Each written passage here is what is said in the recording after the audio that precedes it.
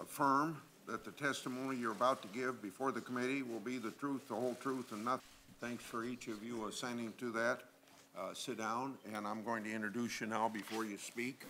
Unfortunately, as was disclosed by the FBI shortly after this terrible incident, the FBI did receive 2 separate tips that we now know were related to the shooter, Nikolas Cruz.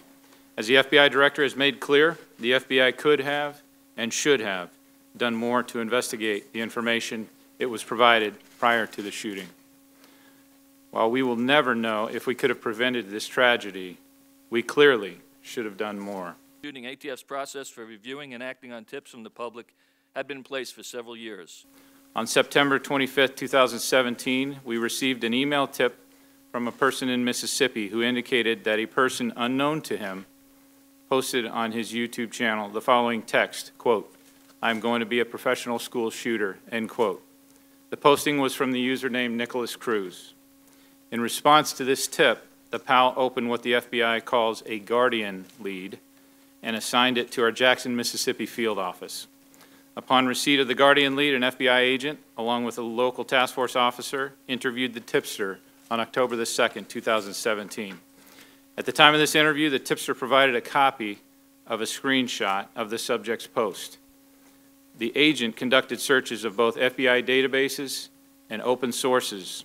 Believing the true identity of the poster could not be determined, the guardian lead was closed on October the 11th, 2017, with no additional investigative activity.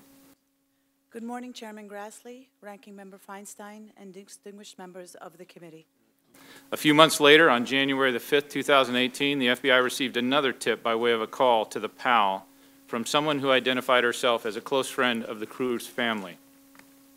The caller provided information about Cruz, to include the following: statements about Cruz harming himself and others, references to ISIS, that he had threatened his mother with a rifle, that he had purchased several weapons, that he wanted to kill people, and she believed he was going to explode, that he was mutilating small animals, that the caller was concerned that Cruz might shoot up a school. The caller also noted that Cruz was 18 years old, but had the mental capacity of a 12 to 14-year-old. She indicated she was very concerned and had contacted the Parkland Police Department and just wanted someone to look into this matter. Upon finishing this call, the FBI operator conducted a search of our databases and found the closed guardian lead out of Mississippi. The operator then consulted with her supervisor, and the matter was closed. The information was never forwarded to a field office or to any of our state and local partners for review or action. The overall goal of these projects is to provide guidance to thousands of school personnel, law enforcement. This is not the kind of news I want to deliver to this committee, to the families, or to the public. But we are committed to transparency in all that we do on behalf of the American people. To date, NTAC has conducted 444 such training to over 93,000 attendees, and we continue.